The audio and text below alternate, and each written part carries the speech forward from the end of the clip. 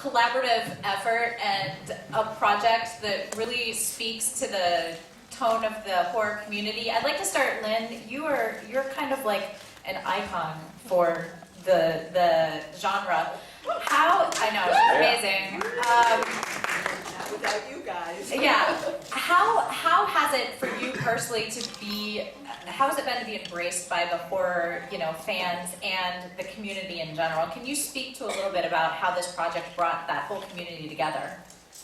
Well, first of all, I'm very proud to be a part of any community, to be honest. This in particular is a very special one. It seems to bind people together. And Axel Carolyn, who directed my segment, is someone I had met. We were just friends, basically. Same with Mike Mendez. We're all friends, and we hang out together and do stuff together. And the opportunity to all work together, I think, creates a really special energy, both for us who are creating the project and for you as audience. So I'm very proud to be a part of it. And that's the first time I've seen it too, and it looks awesome. It totally does. Thank you, Mike, and everybody here, really, for their participation. So we hope you love it, and I certainly love being a part of it. Well, I think we all love you, Lynn. And definitely it wouldn't be a horror film without you in it. So thanks for being in it. Barry, you also have a little experience in this genre, some musical experience in this genre as well. Yeah. You play the devil in this. Yeah, so I do. How do you prepare for a character like that? 4 hours in makeup. That's about it. You just sit there and let somebody else do your job for you. That's what you do. And then you go out, you look in a mirror, and you go, "Oh, that's who I'm playing today." And then you go out and do it, because this was a very short job for most of us. I don't know. I think I did it in 1 day, didn't I?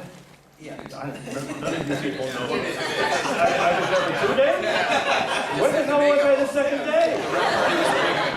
Really? Oh, yeah. Oh, okay, yeah. Darren Boosman, who directed my little piece, or I was in his little piece, he did Repose, the genetic opera. And I auditioned for Repose, the genetic opera, and he didn't give me the part, so I think he just felt sorry for me from that moment forward. And then I did Devil's Carnival, Alleluia, with him. And I think he's an incredibly talented, national, that's not the word. Multifaceted? Multifaceted, Yeah. right. Multinational too, possibly, I don't know his background. But as a filmmaker. And I love the guy, and I think he's very unique, and he's got a huge career ahead of him, And I'm very fortunate to be working with him. And I worked with many of the actors on this stage, and we've had a great time together. And now we're going to die. And now, well, I'm very interested to see you play the devil, so look forward to that. Mike, I have a question for you. As Barry mentioned, this project came together very quickly, which we will talk a little bit about more. But in terms of, from a director's standpoint and a storyteller's standpoint, how long did you have from the time when you were invited to be part of the project until you had to turn in your story idea and script? Because I'm just curious what that process was like. It was really quick. It was the fastest movie I've ever been a part of. We literally, Axel came up with the idea probably 2 weeks before we approached our friends at Epic Pictures with the idea of which again was a super loose idea of a bunch of our friends want to make a bunch of horror movies together. Will you pay for it? Miraculously, they said yes. That's an amazing pitch. Which is why we're here. But it was literally 2 weeks from the idea to the movie being greenlit, and then we had to race to write the scripts and then shoot it before the year's out. So I think we probably, by the time from we gave the people the idea to it being a finished script, I'd say 3 months, and certainly, from the time it was an idea to a finished movie, it's been a year. Okay. Yeah. So. Super fast. And your segment is Friday the 31st. Friday the 31st. Which has been described as a mashup between Friday the 13th and Evil Dead. So please tell us a little about that. Well, see, the joy on this project, there's many things that are wonderful about this project, but certainly from a creative standpoint was freedom. That was the thing. We work so much with companies that, you get a little bit of freedom, but you're basically delivering a product, whether it's for television, whether it's a theater, whatever, but you're making something for somebody else. This was an opportunity to make what you want. And I felt like, I am a huge horror geek. I feel what I want to see is probably what a lot of other people want to see, which is a lot of gore and decapitations and things on the big screen that we don't get to see anymore. So I looked at it as an opportunity to just go wild and do something that you don't see in cinema anymore, which is excessive gore. So that was the gauntlet I threw out, and that was the challenge I took. And someone drank from that goblet. Yes, exactly. And there he is. So Dave, Dunn, and hi, I was in yours. You were. Remember? Dave directed a segment called Sweet Tooth, which doesn't sound scary, but I assure you it is. Could you give us a little insight into the story of Sweet Tooth? Sure. So we have all these directors come aboard, and they're all coming up with stories, and they're taking all the cool Halloween traditions. And I'm like going, what am I going to do? What am I going to do? So I came on this idea of creating my own sort of new folklore for Halloween that you would think that parents would tell you. And it's sort of a cautionary tale of don't binge eat all your Halloween candy in one night and share it. And these people who don't, and there's this character, this entity called Sweet Tooth that comes for them. So it was trying to, just make a modern boogeyman for today. There was a lot of candy on that set. There was a lot of And I ate a lot of that candy, which is the unfortunate thing about making a Halloween movie. There's candy everywhere. So yes, Sweet Tooth. And Paul, tell us about your segment. Your segment, The Week in the Wicked, and of course Boo Boo and Grace are both in that. So tell us a little bit about your moment in Tales. Mine is called The Week in the Wicked. Ours is called The Week in the Wicked. Don't move the microphones. I already broke the rules. I'm sorry. It's like a modern. What would you say? It's like Sergio Leone meets like Walter Hill. It's like the Warriors by way of Leone. And that's the thing. It's like the coolest thing about this is they basically were like, okay, you can basically do whatever you want as long as it's Halloween themed. So I'm like, okay, well, what are my most obscure cinematic fetishes that nobody else will ever let me explore in a feature film? And that is like, okay, great, like do Leone and the Warriors, and you can hire like your very favorite actors, who these guys are, and cover them in tattoos and blood, and it's. I won't tell you any more because you'll get some spoilers potentially. And well, Boo Boo, you not only were in this segment, but you actually did stunt work throughout the film, right? So what was it like working with a collaboration of directors on this one piece that has to have the same through line in terms of feeling? It was incredible. It was really fun. Actually, I think the person that was in the most was my little sister, Sage. She's somewhere right there. She played But we all had a really great time, and my father, Neil Stewart, who's right there too. He stunt coordinated the project, and so yeah, I had a good time just messing around doing stunts on some of the other shorts, and we had a ball. Yes, well, I'm glad you had a good time. You were probably the one who worked the most on the film, maybe. I don't know. Oh, I don't know. Definitely not me. Definitely not And me. I think that honor goes to our DP Jan, who's even shooting this panel. Yeah, she's a job So Neil, let's talk a little bit about your segment, which was inspired by Gremlins, and you actually got Joe Dante to do a cameo in there. So tell us a little bit about that, and in particular, I want to focus on the fact that you didn't want to use CGI for the pumpkin, which plays a central role. You used practical effects, which basically means he used a pumpkin. So let's talk about that. Yeah, my film Bad Seed is especially on the idea that every year these millions of pumpkins get brutally slaughtered. It's really unfair. And so I thought, well, what if this kind of like genetically modified pumpkin comes alive and takes revenge. Oh my God. It's Jack-o'-lantern, you know, comes alive, goes on a rampage of revenge, and I wanted to do it practically. And I mean, I think the tone of it is like similar to Gremlins in that way. It's kind of very dark and twisted and gory, but funny at the same time. And so I had this role of this mad professor at the end of it, and I thought, that's got to be Joe Dante. Oh, And yeah. he said he'd do it, so that was absolutely awesome. That is awesome. But yeah, but I wanted to do as much practical effects as possible, so we created this animatronic pumpkin that would bite people's heads off. That's amazing. And Christina and Pat, you guys are in The Bad Seed.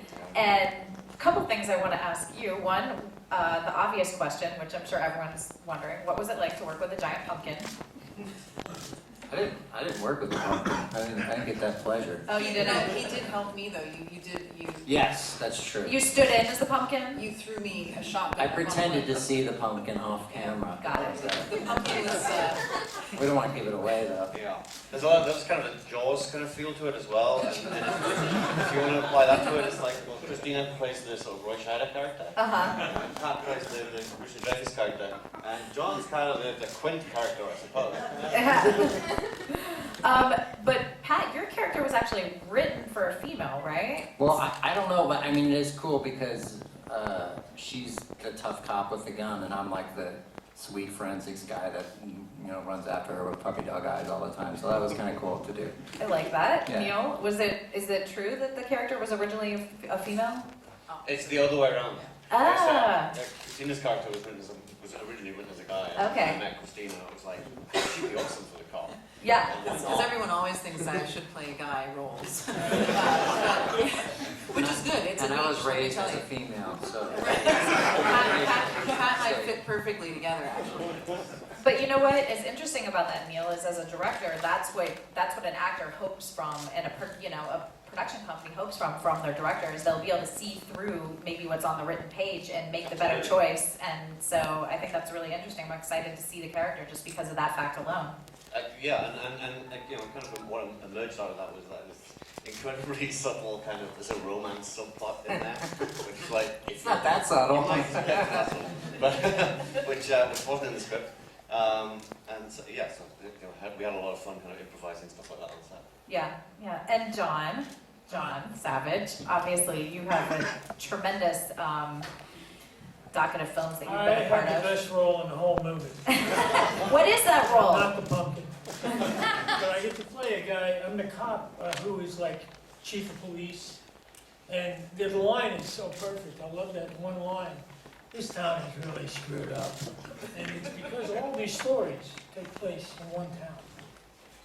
And we have to deal with this issue of pumpkins, which is really hard to accept. I mean, imagine if you were dealing with this and you were told, go catch a pumpkin. It's like we had to do that with a straight face. I have to, consider the possibility of mental health and the situation with my police. But this was just, for me, it was a great environment of young production that was really together. And people had prepared, and crews were really supportive. So like Barry, we came in, a lot of us, for a day or two. Well, 2 days seemed like one. And it was just a good vibe, good new kind of interpretations of old story. They say every story is like 1,000 years old. And it's true, this was like a new approach to some real dynamic stories, and it was great to be a part of it. And Pollyanna, way down on the end, you were in a segment called Ding Dong that was directed by Lucky McKee. He's unfortunately not here. Ding dong. Can I make this though? You can absolutely hold it and tell us a little bit. Thank you, Dave. Tell us a little bit about. Feels weird, Dave. That feels weird. I think it feels so right. Tell us a little bit about Ding Dong, if you can. Thank you. Ding Dong is a segment directed by Lucky McKee, who I'd worked with before on The Woman, and it was wonderful to work with him again. And it's about a couple, Mark Center plays my husband, and it's about a couple who are trying to have a baby. At least she's trying to have a baby. He's really not so keen on the idea. And I got to essentially play three characters in one because I'm the woman who's desperate to have this child. I'm the fantasy version of the wife seen through the husband's eyes, who is not a good fantasy, like psychotic essentially, and then becomes kind of witch-like. It's basically a Hansel and Gretel fairy tale, but in a really screwed up way. And on Halloween night, I dress up as a witch, and I'm very fun with the children, but there are other things that I want to do. And here's a little behind-the-scenes trivia: is three of my children are actually in a scene with Yes, and they were delicious. Thank you. Yes. Okay, Shakad and Patrick. Mike talked a little bit about the sort of speed that this project got its legs.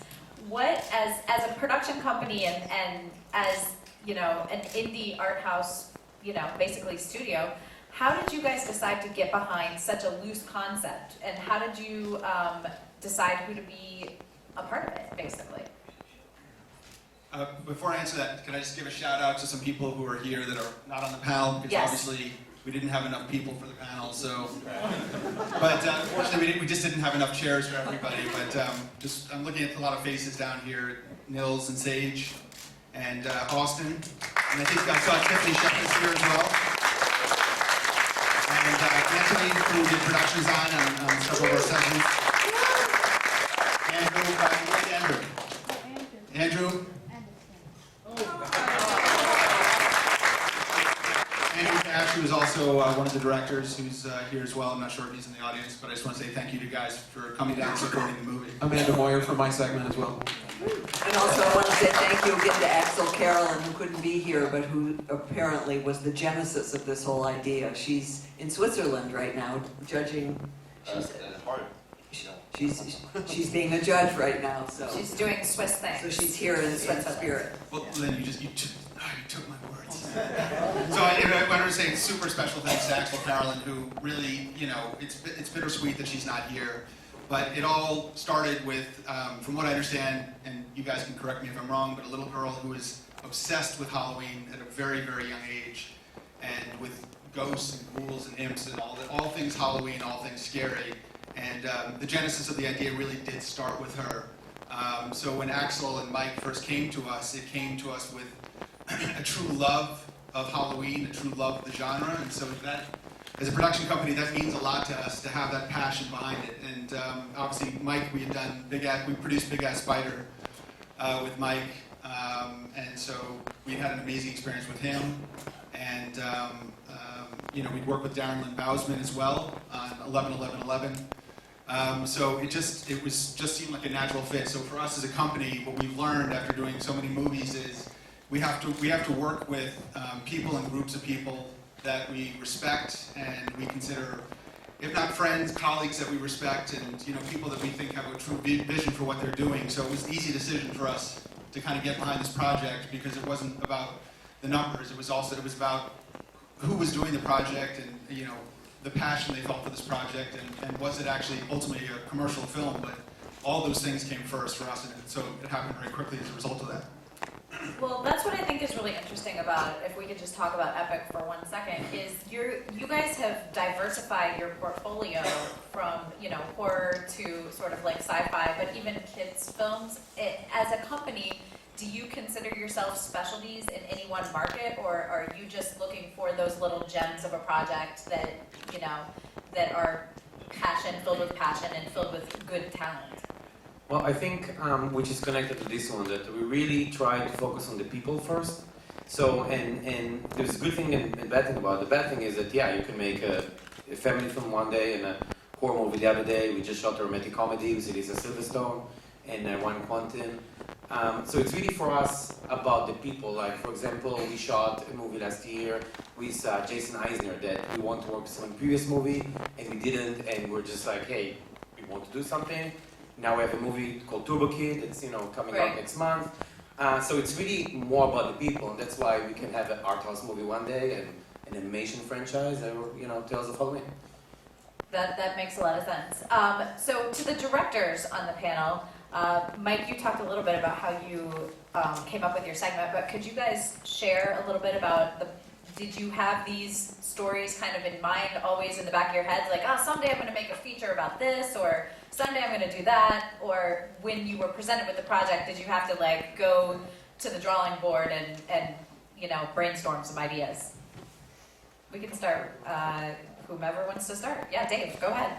Well, like I said, when we got this process going and everything, I was hearing, the nice thing is all the directors were really collaborative together. We shared our stories, we read each other's scripts, we gave each other notes and ideas and stuff like that. So when I was reading all these scripts, everyone was taking all the good stuff, the witches and the pumpkins and everything else. So I remember like being really late in getting my story, and I was sitting with another director friend of mine, Rolf Kineski, who's in the audience. I was going, what am I going to do? What am I going to do? And he said, well, is anyone doing anything with candy? And I'm like, there we go. So it just sort of, right at that point, I mapped out the whole story in like 10 minutes. So that came together really, really quickly after that, but I didn't have anything planned. We talked about some other ideas and stuff like that, but when this one hit, it was just like, that's it.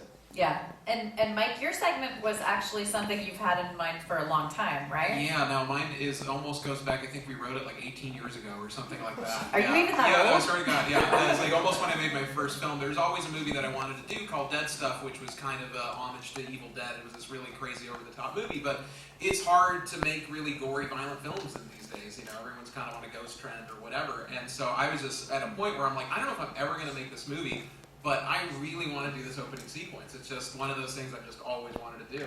And so I looked at this as an opportunity of, Yeah. like, look, I may never get this chance again. I am going to give it everything to see exactly what I want to see, exactly the way I want to do it. And I just, honestly, I've never had so much freedom. It was really, and I just finished like a TV movie for Sci-Fi Channel, which was completely the opposite of freedom. Yeah. So it was like, Do this, just say like, this, yeah. it just sort of was inspiring and just, you know, just really refreshed my love for filmmaking and really was just like, yes, this is what it's about. It's about, you know, having that crazy dream, bringing it to reality, and then doing it with the people you care about and your friends. And so across the board, it was just an amazing experience. It's just awesome. So, Yeah. So that's how it came about. So we finally got to do it. Dave and I came up with, again, almost 20 years ago. So That's awesome. Yeah. Paul, The Week in the Wicked, was that an original concept for this? It was, yes. It's definitely not something that had been like sort of stewing for a while. I think it was just, I really liked Sergio Leone. And I was like, nobody's gonna let me make a spaghetti western, you know, maybe ever. And, you know, and I wrote it, you know, with Grace in mind and met Google along the way. And with Keir Gilchrist, who you guys would know from It Follows and Dark Summer, Grace was also in. It really was written for those guys. And you know, and there were some things I wanted to do in it, you know, like I used to be a bike messenger when I was a kid, always getting hit by cars, constantly getting hit by cars. And I always wanted to make like a movie with like a crazy bike chase. So I'm like, okay, cool, well, we're gonna have a crazy bike chase in this month, like, we're gonna go for it. And, you know, sort of like, you know, what are the assets that you have, what are the resources that you have, where's the talent, and it's like, it's with the actors, and it's with a really great stunt team, really. Nils, you know, Gugu's dad. And so we took that stuff and, I don't know, sort of like the pieces sort of inform your choices creatively. And we also had just some really great monster stuff from Jason Collins from Autonomous Effects. So we just had a great team. Everybody involved in there, sort of 8 people. But from a story standpoint, yeah, God, I really don't know where it came from. It's just like, these are the things that like really turn me on. Well, it sounds like the combination of 2 genres that you love, westerns and horror, which I also love those 2, so I'm very excited to see that. Thank you. Yeah, and spaghetti westerns are like, yeah, you can learn so much by watching those films. Oh, so much. I mean, we can have that conversation later. Let's. Let's go have drinks and talk about spaghetti westerns. Neil, the bad seed, how long have you fantasized about making a giant pumpkin killer movie?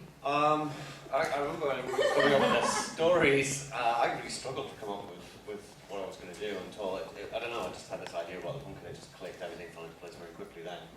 But I mean, and the thing to bear in mind with this project is that all the directors, we've been friends for years, so it was a group of friends who were making this film together.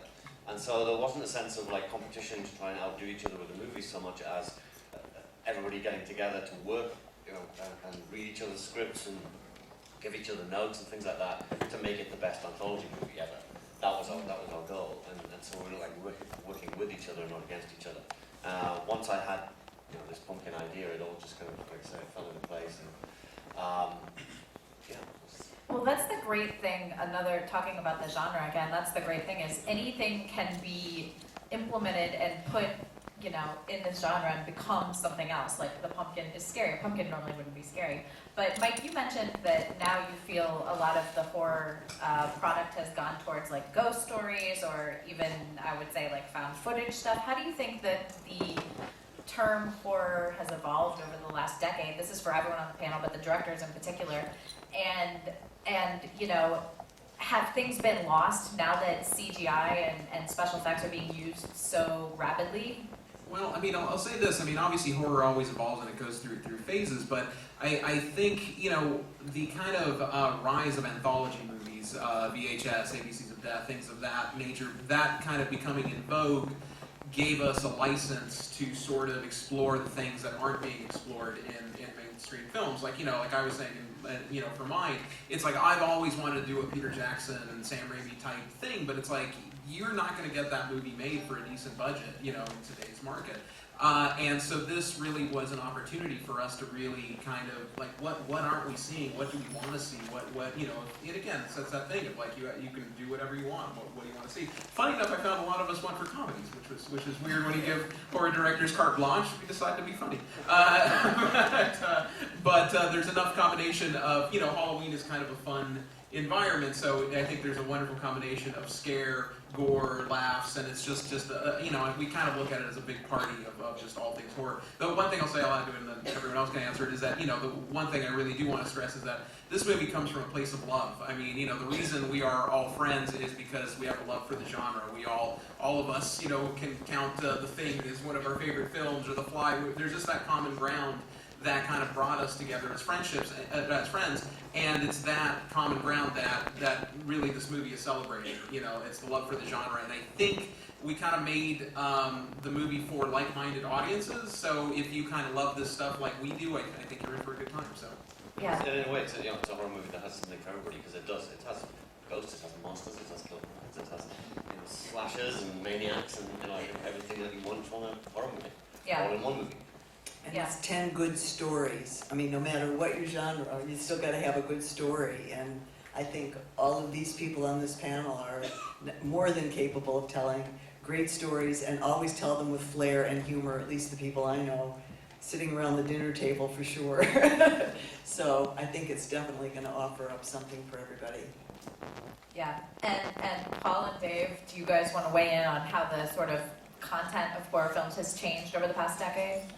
I certainly don't have anything critical to say about, and definitely not about technology. I mean, if you're making movies on a budget, the technology is there. The CG is, amazing. The stuff that these guys are able to do for us is staggering at this point. So, I'm thrilled to have these cameras that are just amazing little, cameras, and I'll nerd out with you after the panel if you like. But, as far as, I don't know, man, I'm always excited by people are doing new things, and all over the place, So I have nothing critical to say about the way horror's going at all. No, I think, all this technology is a tool. You have to use it right. You have to tell a good story, and that was, something that was, really inspiring. Being a part of this project is watching all these other directors and actors and writers come together, and you watch what they're doing, and you go, "Oh, I gotta step up my game. I don't want to let anyone down." And the beautiful thing is, we all love something different about the genre, and that it really is shown in our stories. They're really, in a lot of ways, they're really personal, and they really show a lot of our personalities as people. So it's great. As far as the genre goes, there's a lot of really interesting things happening, and more so in the independent world than in the studio world.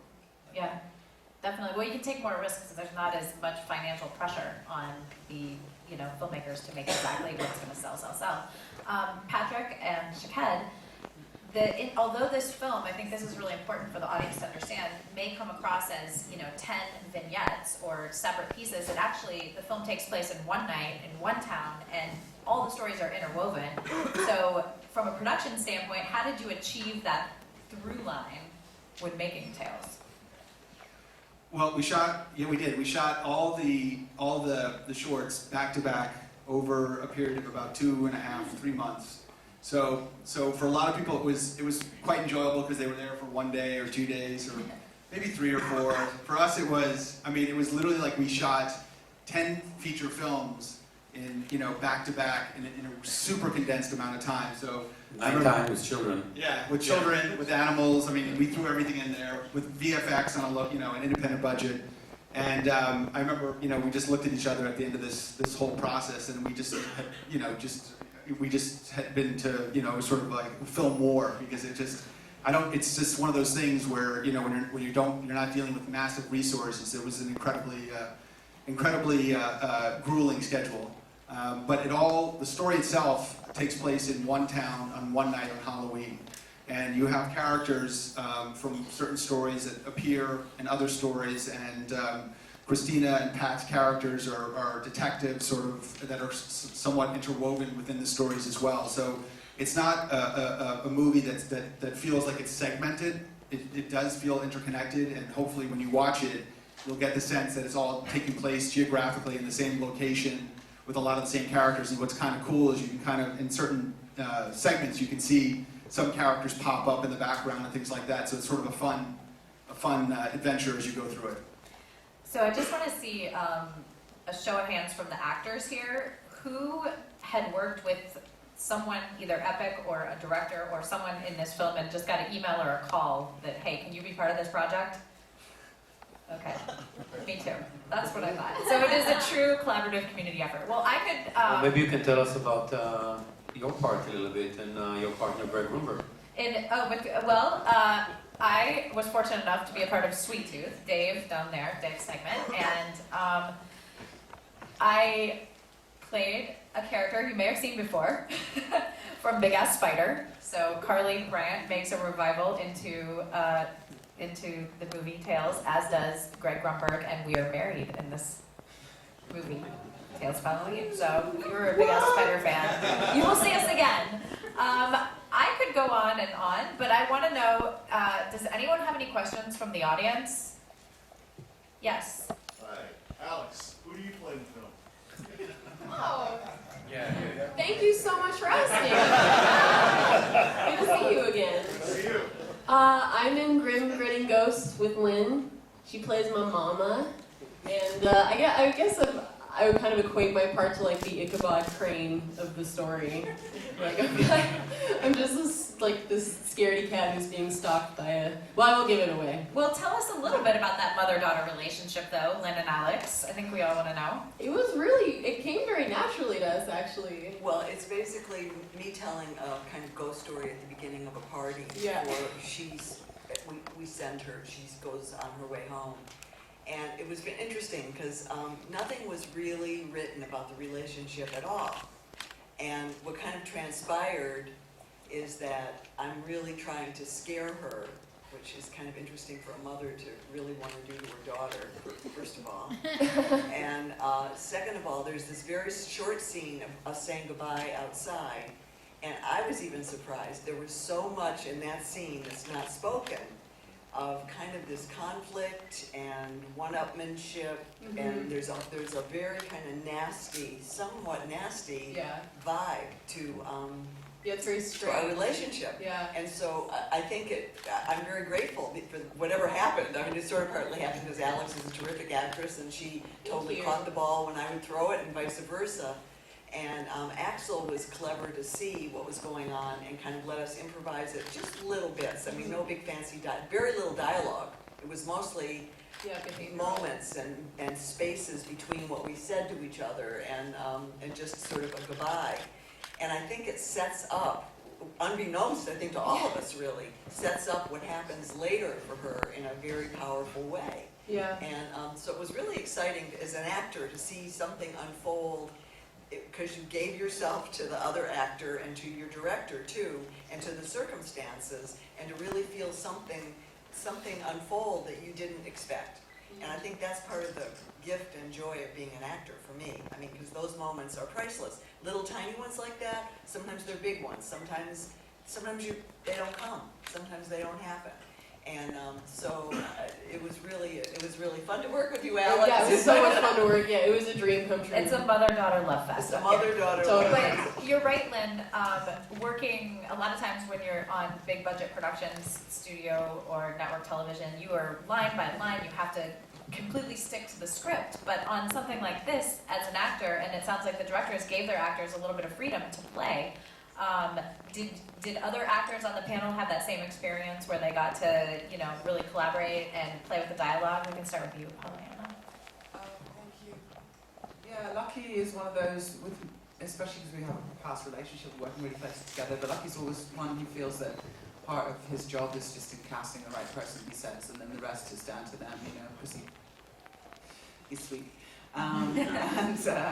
And so when he sent the script out to Mark and I, to Mark Center and myself, he asked for notes on everything, and can we help him change it, make it better?